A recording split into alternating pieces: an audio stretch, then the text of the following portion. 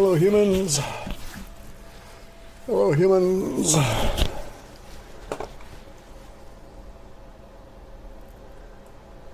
Hello, humans. Today we discuss the OWU.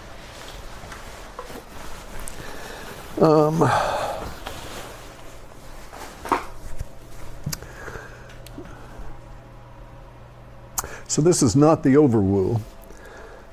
The OWU is the supreme woo, the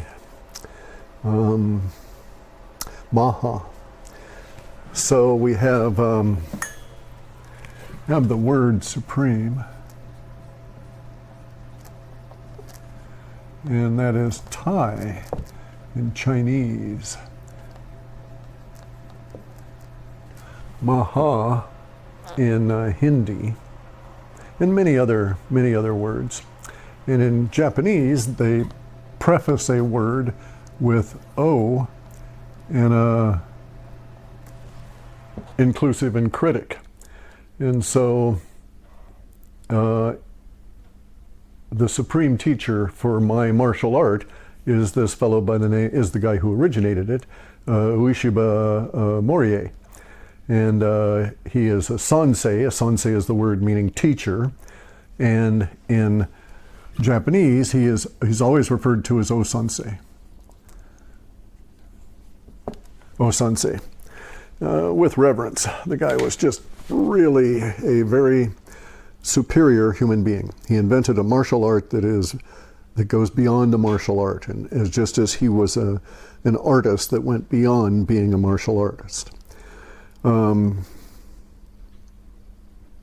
Sometimes they would, by the way, sometimes you'll see it written with a dash instead of the critic.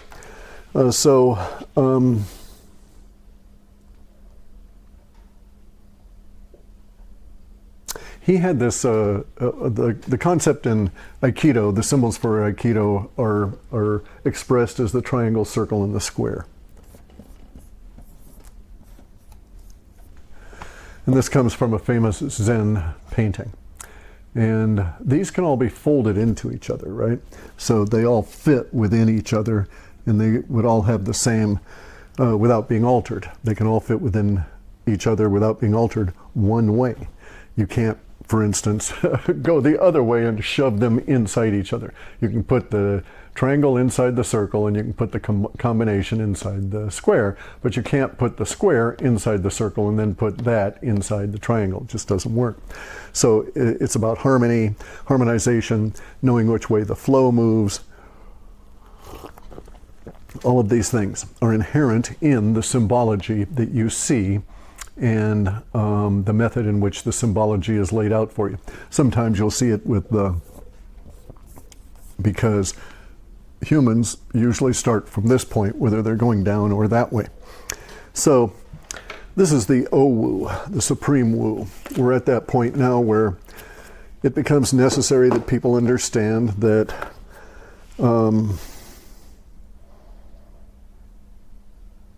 time moves, but it's not linear.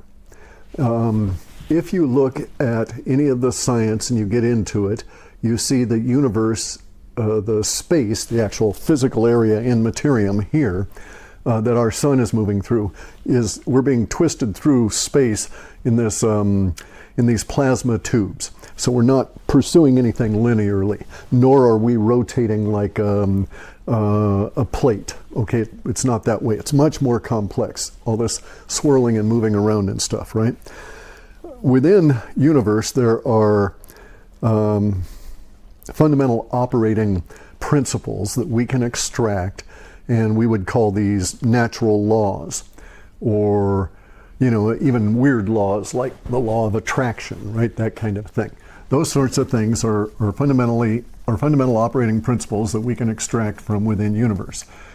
Some of these, as O-sensei did for Aikido, some of these principles can be taken out of the extraction that he did and used elsewhere. So I use Aikido constantly, and I used to use it in business meetings and anything that involved an interaction with a human, and then even within my own self, I would use it in my programming and my software engineering to always get better. to always be teaching myself, to always learning more about it, delving deeper into the art of the programming or the software engineering or the Aikido, etc., right? And so the ability to do that is inherent in the supreme, right? The absent the critic. Come on there. Okay. There we go. And that is the O. All right, because one of the things that O-sensei discovered and came up with was that in the martial arts, there are certain kinds of power, intrinsic power, esoteric power, physical power, power based on physics, joint locks, and so on. And throughout all of these, he found that he was able to be extremely effective as a martial artist in all aspects of that understanding using this inward internal crushing force, really, okay? So other people that have done Aikido have a tendency to look at it as the dynamic sphere. All right, so let's just use this. So we're standing here, and that's us. And you're looking straight down on us. And our enemy approaches us, and this is our sphere of influence. So that we can extend our arms out this far, and that's as much as we can control the space around us. So we can extend our arms around like this, right? And so that's our sphere of being. That's our personal space. When the enemy attacks us, that enemy must at some point penetrate this sphere of influence. From an Aikido perspective, that's a very opportune moment to interact with your enemy. You could let him get closer, but this here represents a unique confluence, because over here is your enemy who's attacking you. And let's see how I can display this. And this is the point where we have the first, and it'll look like a Vesica Pisces, but it's not intended to be that way, but it's like the first interaction with our spheres comes when his hand or his foot, some part of his body, extends into our sphere of influence, right? Because he's out over here, his hand extends out to the end of his sphere of influence, which is now interlapped with ours at this point. So as an Aikidoist, you are trained, you train yourself, that's part of this, is self-training, to take advantage of these opportune moments by simply placing your opponent, your partner in this exercise of you in someone else in contention. So you don't think of them as an enemy at that point. They are your partner, and they're trying to teach you how to be a better martial artist, how to be better at contention. And you learn and you develop your skills, and you're happy to show them. And so we have this phrase, come demonstrate your art that I may learn and demonstrate mine. Anyway, though, but at that point that they're doing something, they're going to hit you, they're going to strike you with some kind of a weapon or something, that extends their range of influence here, but this principle still works. And the principle is that at the point of this, at the opportune moment, when they enter your sphere of influence, you draw them in further, okay? And the reason that you do this is practical and esoteric and all this other, but at a practical level, you throw them off balance, because here they are extending themselves to try and grab you in some way, and you just simply pull them into you, and they become off balance. If they're running, if they're in motion, it's easier to do that. If they're running and they're in motion, you don't pull them straight into you. There's other aspects of all of this, but the point is that there comes an instant where your enemy is at that maximum level of balance, but in order to attack you, they must necessarily put themselves at risk, because if they don't, there's no attack, right? So if they attack you, there's risk involved to them. And instantly when they attack you, they must do so by taking an action and moving towards you in some way. And in doing so, they surrender perfect harmony, perfect balance. On the floor, solid, stable, good stance. And so they surrender many things. So when someone attacks me, they surrender being human. They're no longer human because they're intending to hurt me. And so I'm thus free morally to do anything I need to resolve the situation, but no more than that, okay? If I cross that line, then I become the aggressor. But if I do just what is necessary, that's it. I remain human. But they've already surrendered their human status, okay? But they also surrender their balance, they surrender their motion, their key thought, the hiddenness of their mindset, all of this stuff, right? This is the owu. This is that opportune moment. This is that point of unction in the way old understanding of that term, because it represents the point of worlds colliding, where that person's world, so, you know, it's the pinnacle of the movies, all of these kind of things, the pinnacle of the plot, all come to this point where there is someone who must surrender something, placing themselves at risk in order to do an evil act. All evil acts have that inherent in them, as do all good acts, okay? Because on the opposite side, if I do a good act, I'm just by acting, just that movement, action,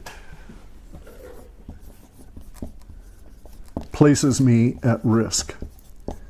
Action with risk equals karma. That's actually the definition of the word karma, is action.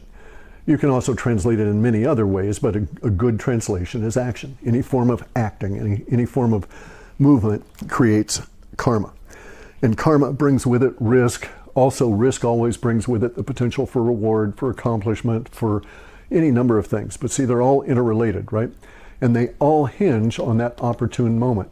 Now, O-sensei was a genius, an absolute genius. He was small of stature, like most Japanese. He was very, very, very fit. He has a very interesting early history. Was very long-lived. He was still a powerful martial artist, even when his body was failing him so much in his 80s that he had to be carried up the stairs to the dojo. He was still very powerful because he could extend ki. There's 4 principles to Aikido. Extend the ki, okay?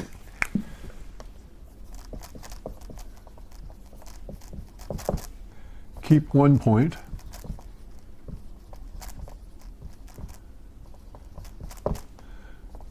Relax completely.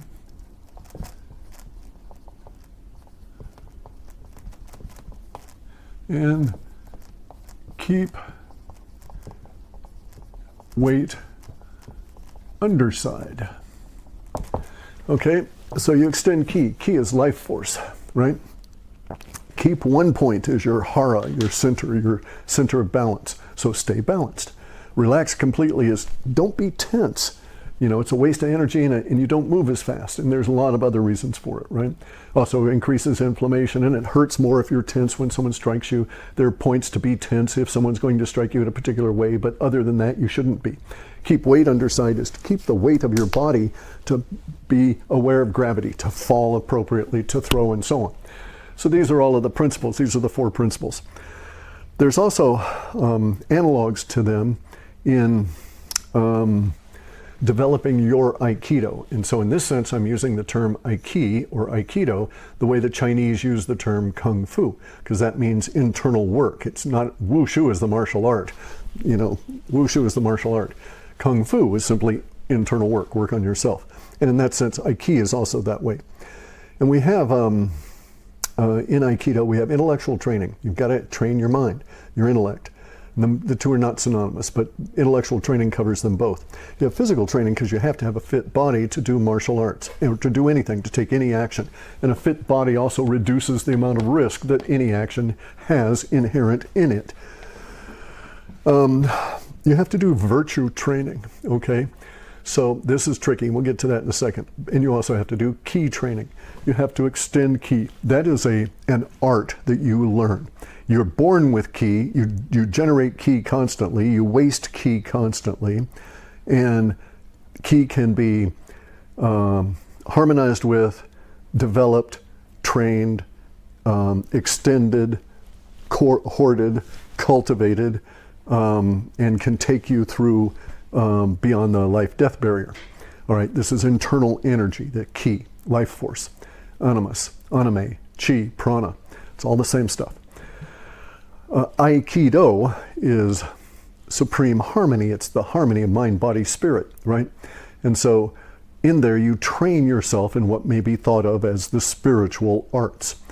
Not the spiritual arts like tarot reading or divination or any of that kind of stuff, but all of those could actually fit within that definition. They're just on the fringe. What I'm talking about at the moment is a much more core expression of that art itself, how to manipulate your own ki such that you are able to do things. So because I trained, absolutely, because I trained daily, personal training daily, in spite of the fact that I had that cancer, every day I trained Aikido for 40 plus years.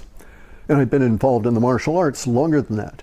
But I trained Aikido really solid, dedicated. And because of that, when I died, I was able to be thrown back into this body. Because imagine what I faced, right? My body was down from 172.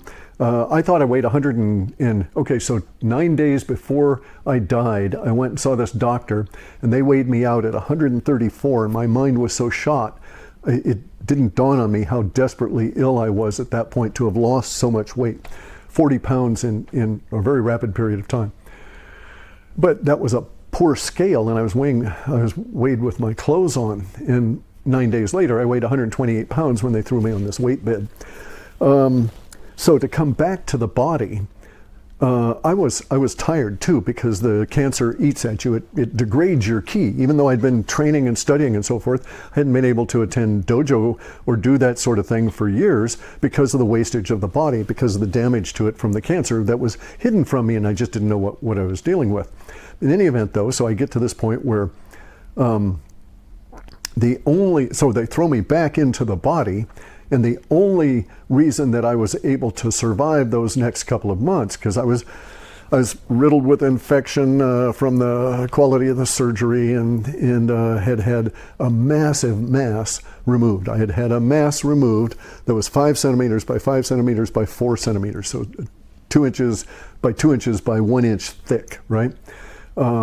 And so that was in my blocking my intestines. And there was a lot of the intestines that went along, a lot of the colon that went along with it.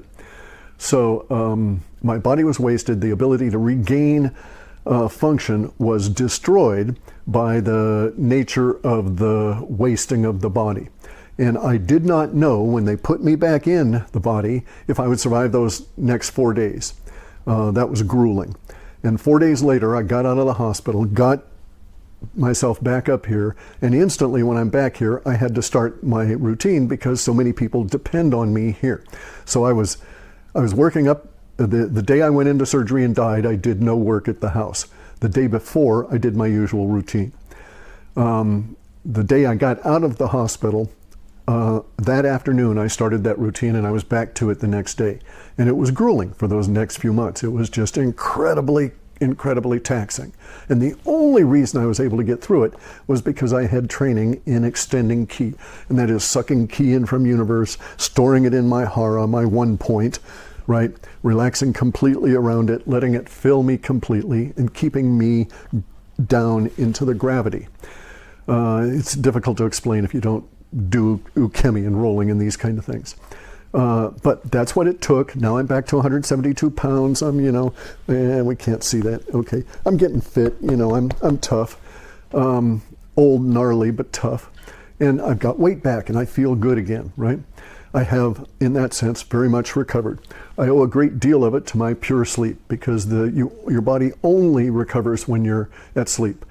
Now, I offer that, and I make money off of it. So because I invented it, and it took me 8 months to perfect it, and then I worked with the company, and the company is good, and so on. But I'm not here pimping that. I'm just saying to you the combination of everything I did, knowing what to think, how to think, research it, because I had to research cancer and all of this stuff. So basically I had to put myself through a medical education in the process of recovering, just because I knew the oncologists and stuff weren't going to do it for me.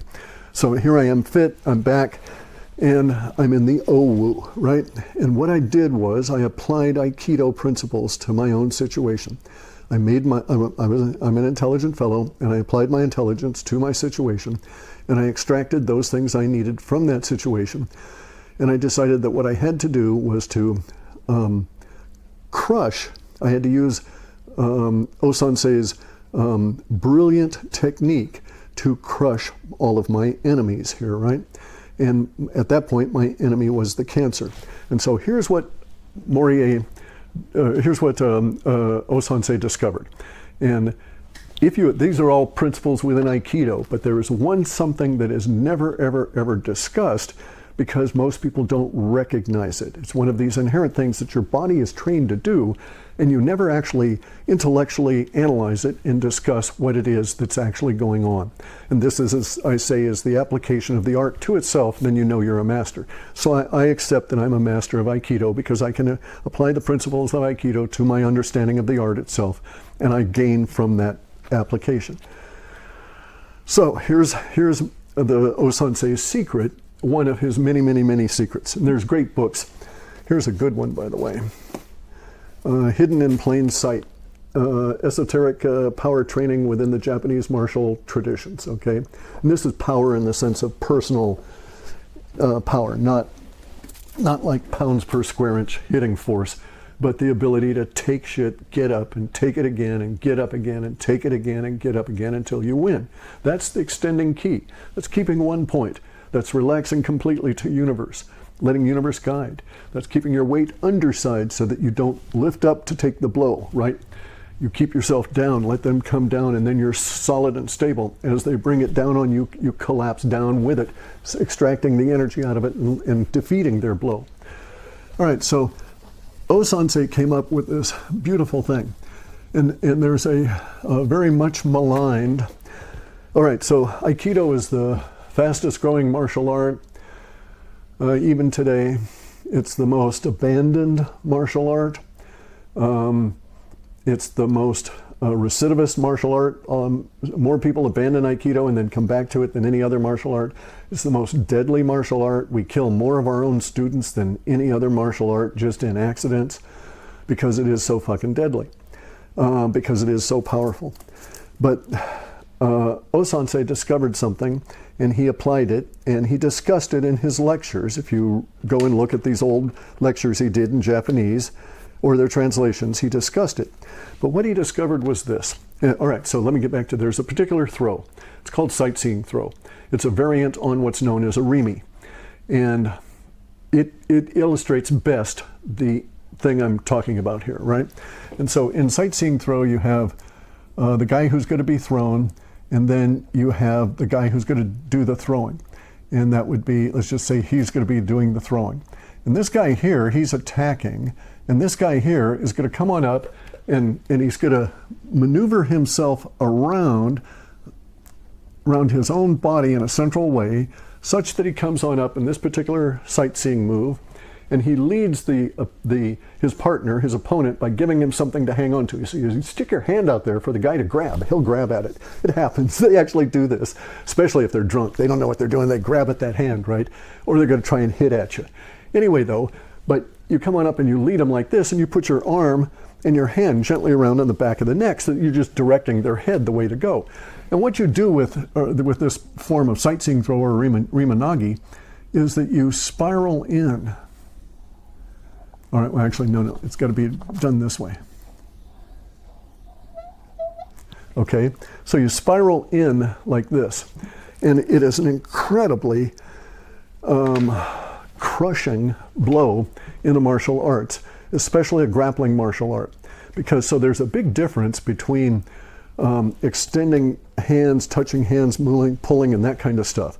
If you go and look at judo matches or aikido or anything where there's a serious grappling there, you will see that people always try and twist their bodies and twist their opponent around the center of their mass, around their body, the hip throw, the shoulder throw, any of these kind of things, right?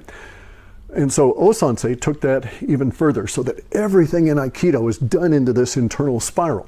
That aspect of the art has been somewhat lost in recent years, But it is extremely powerful because it is a crushing inward spiral. Once you're grasped in a Arimi Nagian sightseeing throw, and you start that spiral, you can't get out of it. I've actually been in fights where I've used that, and people felt the power of it early on, and they tried to get out of it. And what ends up happening is that if they wiggle loose from your grasp, just because of the motion of what's going on, they end up flying across the room because you're going to spiral them inward. You're going to take them down to the ground and spiral them inward. If they're big, it has to be slow, and so they may wiggle out as that spiral happens. But I stand about 6 foot, 5'11", 6 foot, something like that, and I've used this on people that were a full head higher than me, so they were 6'6" maybe, right? And bigger by at least 200 pounds. And I would not, as a normal rule, be able to move that kind of mass across a room. But around my central core, around my hara, around my one point, I'm simply pulling them down to my gut and spinning at the same time.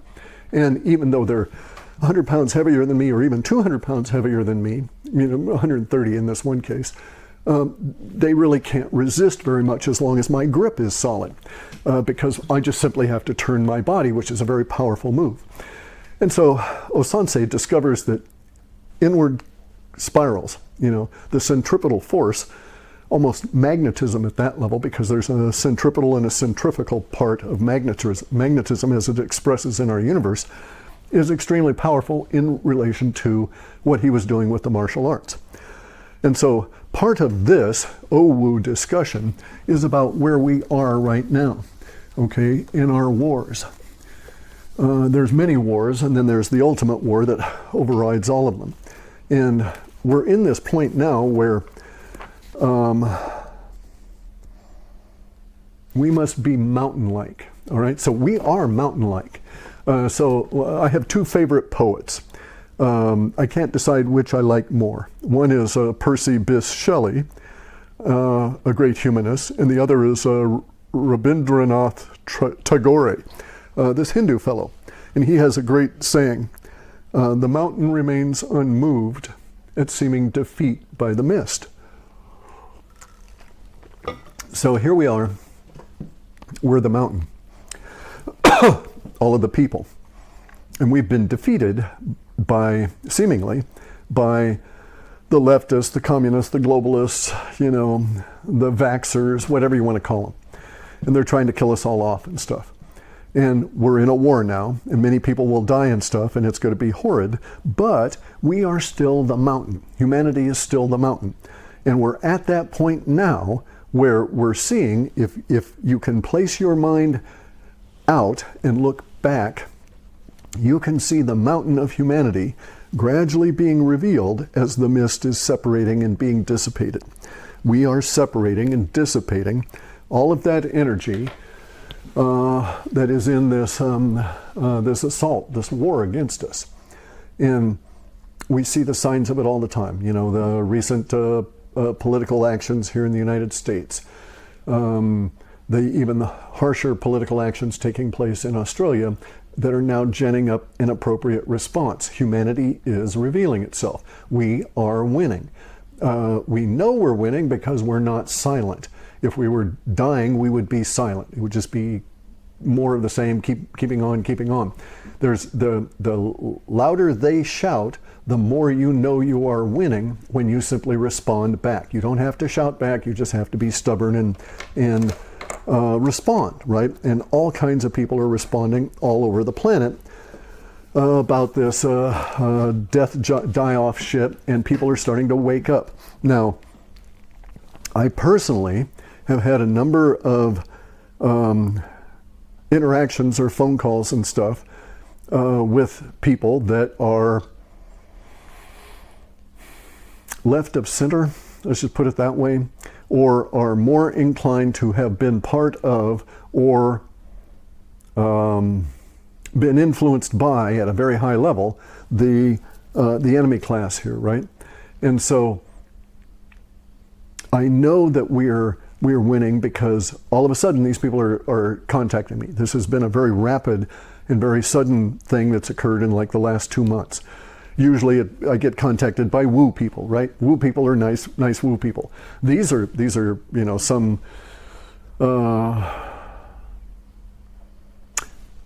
reasonably you know, big name, successful kind of left-leaning or left-of-center people that are now contacting me and asking me questions, and I'm able to supply some level of answers, and they're starting to get it, right? And so this is like Russell Brand. If you go and look at Russell Brand's videos over the past year, you see this movement of this guy moving his internal compass on what's acceptable and so on. His internal compass was solid. It was always had good understanding of what's acceptable and what wasn't, but the language around that was very confused, and he was viewing it from a leftist perspective that is now dissipating. The mist is gone from the mountain that is Russell Brand, and we're starting to see Russell Brand, the base of Russell Brand, be revealed, just as we're now seeing the base of humanity be revealed by these actions that have been coming from for some period of time here, right? And so it's now starting to show up, be a little bit more visible. The war is starting to come on out. More and more people now, even left-leaning and more normie-oriented, more paradigm-oriented, are now finding themselves questioning that paradigm and coming out. As I said, in the overwoo, it would happen. And so if we go back and look at overwoo, the video I did way back, and it seems like years, but it was within this year. Oh my God. Yes, only within this year. In there I said, okay, you know, you got to take care of these people when they come to you and start asking questions, because they will. And so now it's happening to me, so it's undoubtedly happening to you. And we have to take care for these individuals, and you want to be as gentle as possible, but be very factual, and you can't sugarcoat it or lie to them. And it actually helps them to know that someone's not going to lie to them and will tell them, yeah, you know, we think these people are fucked that, you know, have had the 3 jabs, and, you know, yeah, the bastards are trying to kill us all with this depopulation agenda and all of this kind of shit, right? You're better off just putting it out there flat, letting them stew on it, chew on it, and accept it or not, and not try and shove it down their throats. You just got to go on to the next person. The fact that they're coming to you means that they're ready to hear at least some of it. You just don't know what part of it they're going to be ready to accept. And so you just sort of have to lay it out and say, here's a sort of a buffet. You help yourself and come back and we can talk about individual recipes, that sort of thing, right? Because we're in the supreme woo. The overwoo has happened, and our o-woo, the supreme woo, is now dominant. And this is very difficult for lots and lots and lots of people. They don't live in the woo, they don't understand the woo. And so a good example of woo-ness, the ability to navigate the woo, is to understand that, like, when you go out on a boat, you can, even with power boats this is true, right? But especially with sailboats. If you set out on a sailboat for an afternoon sail, you might still be on that afternoon sail 6 or 8 hours after the sun has set, and you'd better be prepared for that, because you don't control the wind, you don't control the tides other than being able to judge when to set out, and you're not going to be able to control the weather or the wave action. And so thus, you may set out with particular goals in mind in a mechanistic sense of sailing over to a particular island, which is a known 20 miles out, this sort of thing. But many days you won't achieve that, just because you're in an area where your ideas, your concepts don't work. It's not that you don't have that goal anymore. It's just that that goal is inappropriate with today's wind, with today's weather, with today's low pressure system, with the nature of the tide when you set out, these kind of things, right? So there are some things we can control in this, but as individuals, we don't control any of the woo. We only control our discovery of it and our processing of it, how much we hang on to, and what we do with it. And so we're in that period of time now within our war where there are things coming out. The giant media casualty was the "Let's Go Brandon," which is now completely branded the mainstream media with it. They can't touch it, speak it, or anything. They're vulnerable to it. That was the major casualty. They're denying it. Everybody knows it. It's being seen. The elections, all of these things are coming on up and showing us that the mist is departing, and the mountain, always knowing it was never defeated, is revealing itself now that the light's coming out, right? Now that the mist is separating out. And we're at that point now where we will see more coordinated, more considered responses on the part of the people to the actions that the globalist elitist will be taking. So they're going to try and do things, right? They're going to try and keep us from talking to each other. They're going to try and disrupt communications. They're going to, because they're losing the mainstream media, corporate media narrative, they need to do something. They can't have us all talking and wising each other up. First it's Russell Brand, and next thing you know, you've got, Russell Brand, Dave Chappelle, and Joe Rogan. Oh my God, and they're all talking conspiracies and, death vaxes, right? And depopulation agendas. Imagine the audience that would tune into that. You can't have that kind of shit. So, and it will occur naturally as this stuff goes on, just as all the people are waking up to all of this stuff. We're all aligning to specific frequencies, and we'll all come into agreement with those and start talking. And the powers that be, the globalists, are desperate that should not occur. So they're going to do a whole bunch of other things now. This will happen over these next couple of months, but it won't continue on indefinitely. Now, in Osansei's discovery of these inward crushing spirals, I took that for my recovery from cancer. All right, so I inwardly crushed the cancer and worked my way out. I knew I had the ability to make the cancer cells, and so I stripped my body down to the bare minimum and rebuilt it back up. I threw out all of the medicine, I threw out all of the allopathy, fired my oncologist. It was not a good firing, and came to an understanding, and I eliminated everything from my diet and gradually started adding those things back as I built myself back up, invented the pure sleep, started recovering, and all of these things were a successful attempt to inwardly crush the cancer. By applying the principles of that have been discovered by Osansei that are applicable to universe. They are, in a sense, natural laws. Okay, so universe has operating principles. If we can discover these operating principles, we can harmonize with these operating principles, thus the Aikido, harmonizing mind, body, and spirit, and we can use those to our great advantage, as I have demonstrated by being here now alive. However raspy and bitchy I may be. That's more to circumstances than now. See, I thought I would retire and do retirement kind of shit, right? Not have to go to war. So anyway, so basically I'm blaming all those bastards. Anyway, so this is the Owu. This is the point where the mist is clearing, Tagore is correct, the mountain remains undefeated, unmoved, and is revealing itself. As this occurs, the mountain can take an examination of itself once the mist is off and then decide how to proceed from there on. So things will happen very rapidly, but we're still talking hundreds of millions of people, billions of people around the planet, so it'll be a while, right? It's not going to happen next week or the week after or the week after that, but a lot of shit's going to be coming down over these next few months.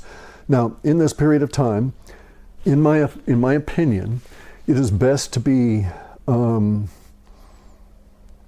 considering ourselves in a historic paradigm.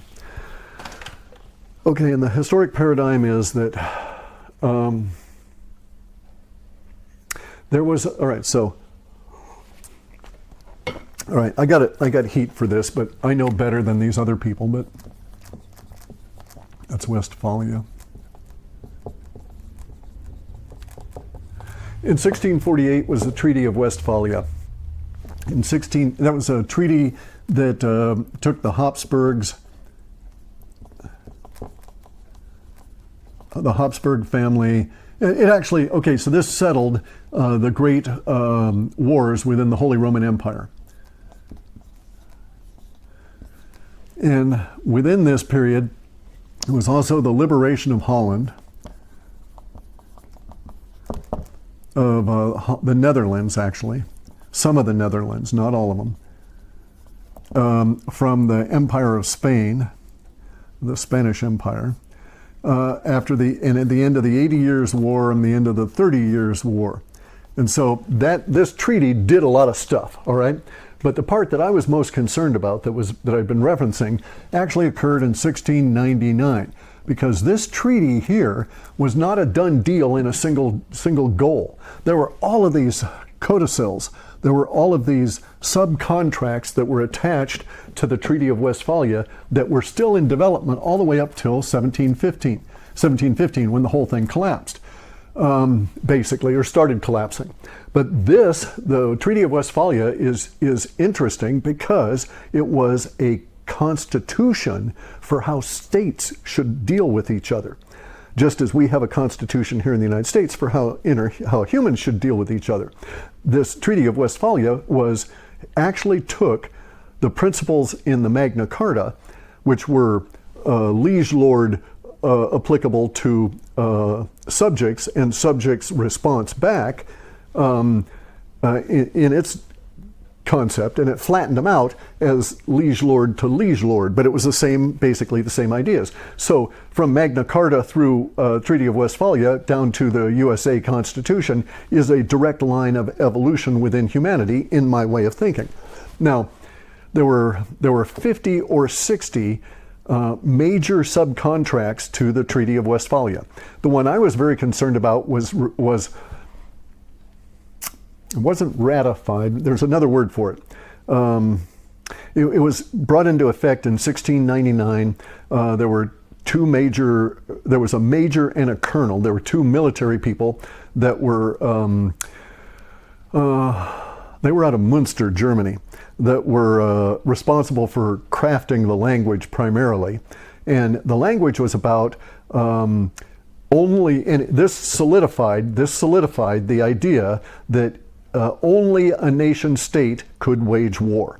So it was the Treaty of 1648, but it was the Codicil of 1699 that firmed up the idea that only nation states could wage war, and anybody else was basically a terrorist or a brigand or a robber. They didn't use terrorism as a word there, right? And but a rebel. They were against rebels. They didn't want you to do anything on your own. You couldn't think on your own. You had to go through the power structure. And so this was their attempt to corral people in. So we're still living under that shit, right? This was their version in 1699 of the Vax and the Vax laws and all of that. This was the thing that established passports as required in all states, because there were German states that didn't give a shit if you had a passport. A passport allowed you to pass from the portal of one town into the portal of another. And there were some free states in Germany that didn't go along with that.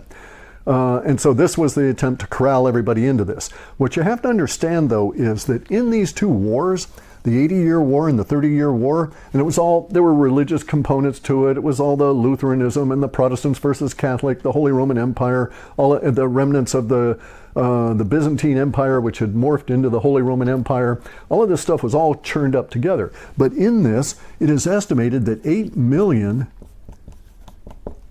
people died in Europe alone.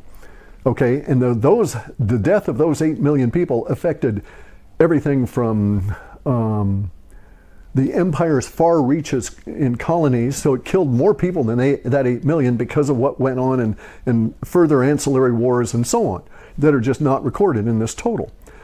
And so the Treaty of Westphalia was a big fucking deal, all right? So it was like World War I or World War II, the end of that.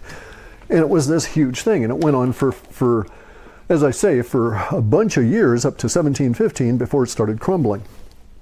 Now, the point to discuss it, to bring it up, is that we have now been liberated from this, right? And because now the powers that be used to have state to state as the only form of warfare that was allowed as of this codicil to this treaty. And that's thrown out. The powers that be have actually now initiated, gotten us back to pre-Westphalia, because they're now saying that it's state against its own subjects. And they don't acknowledge citizens. They only acknowledge subjects. These are the powers that be. They think, oh sure, let them think they're in a republic. It doesn't hurt anything. It keeps them quiet. They don't annoy us as much. We don't believe it, so that's fine. Let them think they're in a democracy or a republic. That's how our world works. So anyway, now we're in fourth generation war, which is, as I say, a return to state versus independence.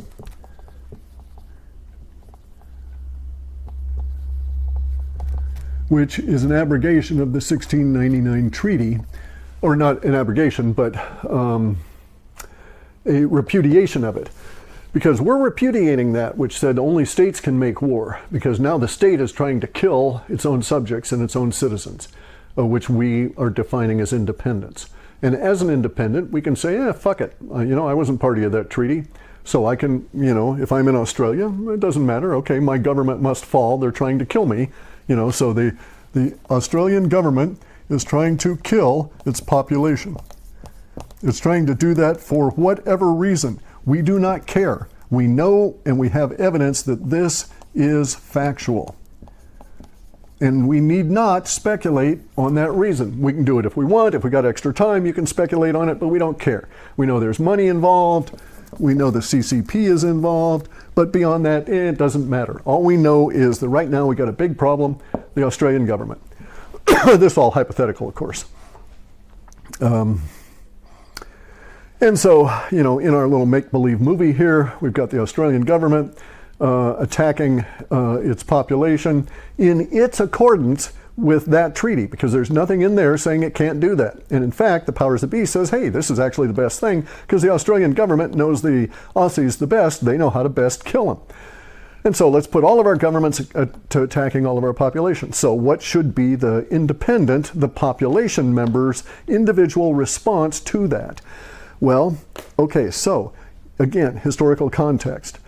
In Russia, when this occurred in the last century, and the Bolsheviks took over the Russian Revolution 3 years after it had been initiated and went on to form communism and a 72-year dictatorship with the Soviet Union, we know that there were people that saw this shit happening, and over the course of from 1918 through 1929, were able to get themselves out of Russia as Russia was otherwise occupied. So maybe the thing to do is, if you're not a warrior and you're in Australia, to get the fuck out of the population to somewhere else while all this is resolving itself, because it may take another 10 years for this to unwind. I think it'll be more rapid. I think that last century levels of activity were constrained, as ours are now, by mass communications. And that our mass communications being faster means that a lot of our stuff is going to boil faster, come to the boil faster, be more intense in its boil, and will relieve itself faster as well. So I'm very optimistic about that. I see lots of reasons to be optimistic, lots of evidence for those reasons to be optimistic. But I know we're still going to go through a long period of time that we got to clean up all this shit. And this is me living in an occupied state. I mean, we got mask mandate fuckers here trying to mandate it for all businesses, Anyway, so Australia, if you're in the population, you can take that approach. You can keep your head down, you can get the fuck out of the country, go to Indonesia, whatever the hell, open up a tiki bar, whatever it takes just to get yourself through this period of time as those people that were in Russia that got the hell out during the Bolshevik Revolution. Another approach is that you can fight. If you're a fighter, then it's just a matter of strategy and tactics. And in this case, you have to be smart about this because you don't have guns. It's not yet come to kinetic weapons from the population response back. And you have to recognize that you will have limitations, but those can also be your advantage. Okay, so in a population that is not individually armed, if they have to face an armed occupying force, whether it's their own government or some other occupying force, they will have to develop certain strategies and tactics to go with those strategies. Their strategies will be different because their tactics must be different.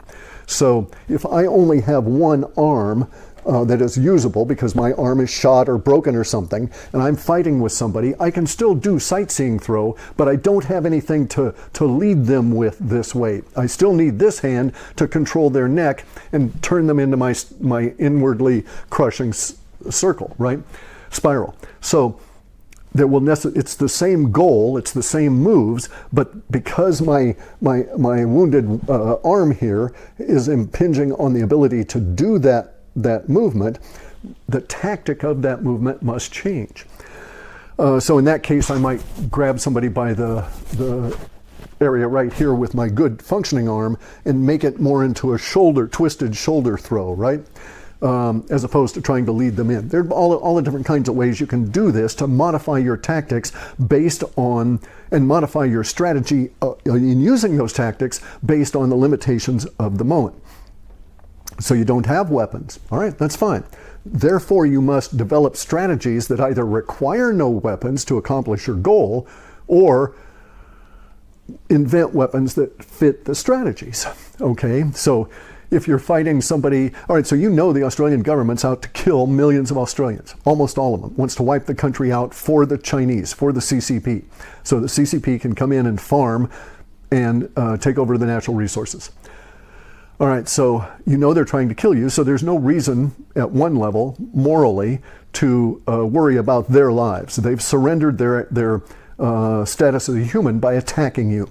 And in spite of the fact that the police, now there's nuances, right? So the policeman or the army that's going to be trained to do a forced injection, they don't know, they don't think as you do that injection is going to kill you. They don't understand that they're part of this many of them don't understand they're part of this concentration camp killing machine. They think it's in your own good to have this because they've been sold the idea that this vaccine is indeed about your health, when we all know that's not the case at all. So you either have to convince their mind that what they knew is not valid and make them stop. Two different aspects for their mind, right? Just because they're convinced doesn't mean that they're not still going to be too afraid to rebel and not do it. So you have to get both of those. Or you have to take out that cop or that soldier. If you're going to do the latter, so you can try and convince them, try and change their mind and shift them, or prevent them in some nonviolent way, or you can confront them in a violent way, but then you're going to have to come up with weapons that will supersede whatever kind of weapons they have in order to achieve your goals. But you can do this. It's not applicable here, but there are, so actually, it makes organizations and the people that work for organizations are extremely vulnerable to populations without individual projectile weapons, guns. Okay, this is because such populations might be very inventive. And so it doesn't apply in Australia. And I'm not suggesting that anybody would do this or should do this or could do this, but it would be possible for someone to eliminate a whole barracks. If they lived in barracks, I doubt that. They probably go home at night. I'm talking about the cops or the military. But if they were in a concentrated area, one could poison the whole fucking group of them any number of ways, right? And so it'd be risky. You'd have action. You'd have karma. You'd be taking on your karma, the burden of killing all these people. But you could use, as people have, as governments have, poisons. The Nazis gassed people. You could gas the Nazis, right?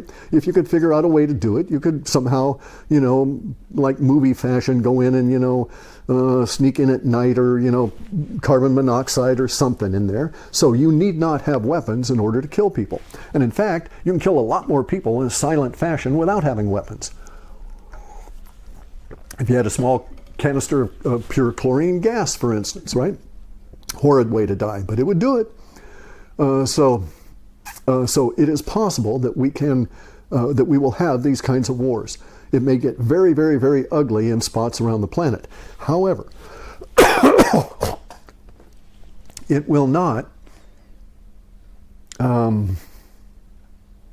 progress to any kind of a ubiquitous global fighting like for years and years and years and years, the way that we saw with the world wars that were managed by the powers that be. So the point of this is that Supreme Wu rules, Owu rules. And so here we're in fourth generation war, which is individuals, self-organizing collectives against the power structure, using entirely different tactics like these cameras, the information war, all of this kind of stuff. And our Owu rules the whole situation because we're in an inwardly spiraling, crushing spiral that's going to eliminate the last of the paradigm. And that's where we're at now. The intensity is going to rise, the duration from the things we do now, the duration out into the future affecting our lives and everybody else's lives, it's going to go out further, it's going to propagate further. We're in one of those O times, right? We're in a supreme time. We're in a time that is epic. You cannot over-apply superlative adjectives to where we are at now.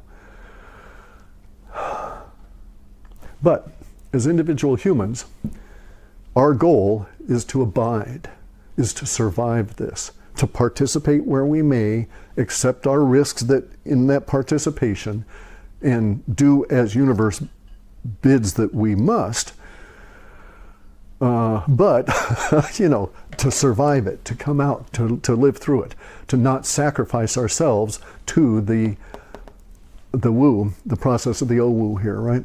The over-Wu has happened, the paradigm has died, we've had the media casualty, it's going to continue to degrade. Very soon there won't be social media as we understand it now, controlled, censored, all of that won't make any difference. Those things are just going to drop off, go away. Within like 4 months, all of this stuff will be radically changed. Within like 4 months, your digital world environment will be altered, all of your political world will be altered, your nutrition, et cetera, your the body politic, the body physical, the body mental, all of this will be changed. And so you need to get your head right with the Owu and what you're going to be doing in this as universe takes us into this spiral to crush out those things that must be crushed out in this destruction of the past that we may create this new future. And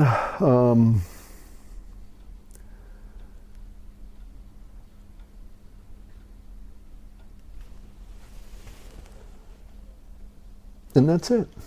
And that's where we're at this moment, going into November 2021. We're in November. Things are happening already.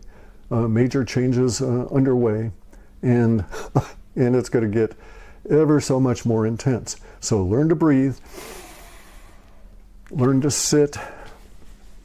Do your intellectual training. Do your key training. Do your physical training. And do your virtue training. Now, virtue training is not virtue signaling. Virtue training is is self-work. Okay, that's the primary thing in Aikido is self-training. And virtue training is an aspect of that. Virtue training is exactly what it says. You have to train yourself to be virtuous, which means that you must train yourself, you must discipline yourself to accept your own discipline as part of the virtue.